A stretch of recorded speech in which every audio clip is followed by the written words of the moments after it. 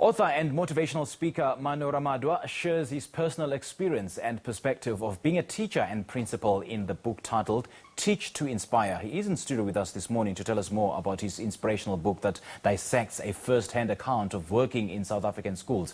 Mr. Maano, a very good morning to you and welcome. Good morning to you too. Thank you very much for having us. Yeah, it's an absolute pleasure. You start off this book by sharing your own personal experience of high school and how you failed matric twice. Yeah. That is exactly what you have to do.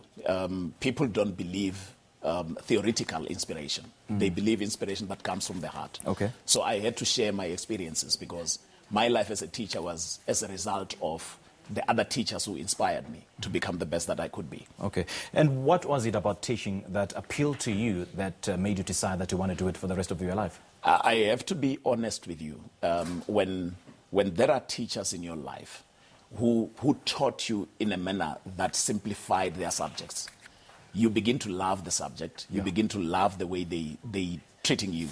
And as a result of that, I got into that and I felt, because there were moments where they asked us to teach others.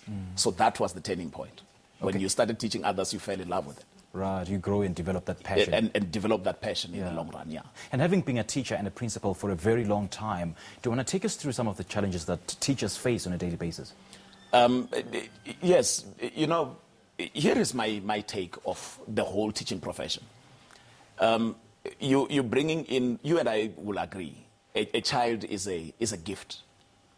And then teaching itself as a profession is also given. So you're gifted to become a teacher, and you're dealing with a gift who is a child. So when a gift and a gift interact, that's a spiritual moment. And mainly in South African schools, we find a disconnection where the gift does not understand that I am a gift and then decides to work on with this gift without understanding. That becomes disastrous. And we have seen that in many schools in South Africa. We have seen it, I've experienced that firsthand in the schools that I've worked at. And I would imagine the level of interest from the pupils themselves getting gradually each and every year. I mean, it's so amazing. Eh? Look at the situation. If anybody else was to tell, or any of your teachers was to tell that you were going to be on television, they would have treated you differently. And normally what happens in every situation, teachers are exposed to children who are going to become so big, but they don't know.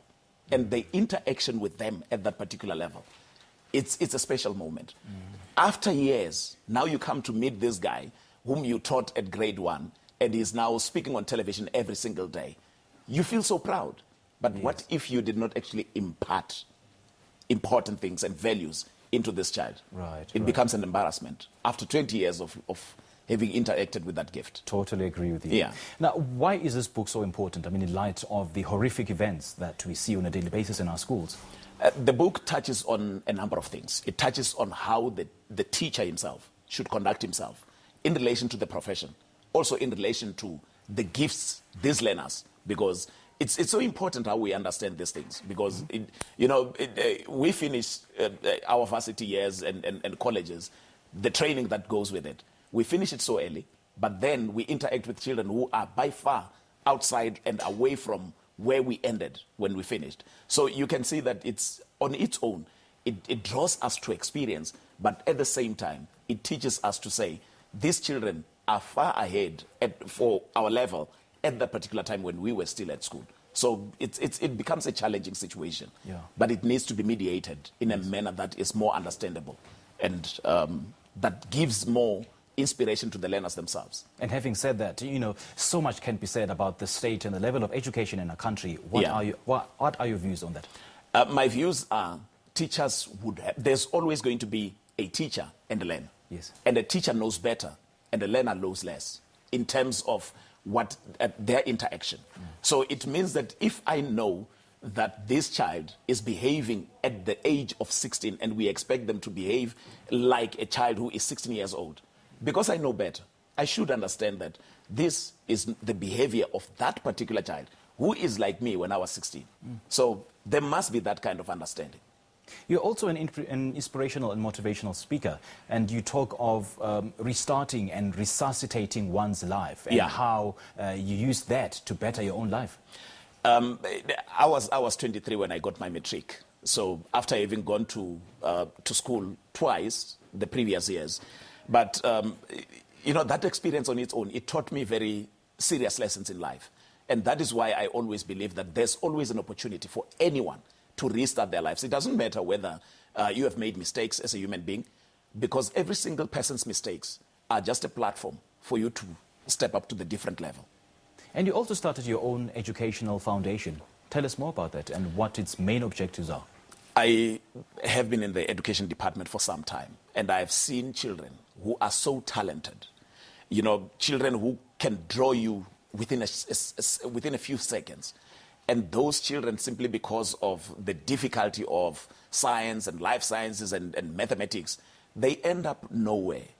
And sometimes it's as a result of us not having inspired them enough. But the foundation seeks to say, you have a gift first before you get a qualification. Now we need to evoke your gift so that by the time you get out of matric, you know exactly what you must be studying. You don't study outside of your gift, because if you do that, you become miserable. A cameraman who has been doing camera all the time, when that person studies to become a cameraman on television or anywhere else, they become excellent.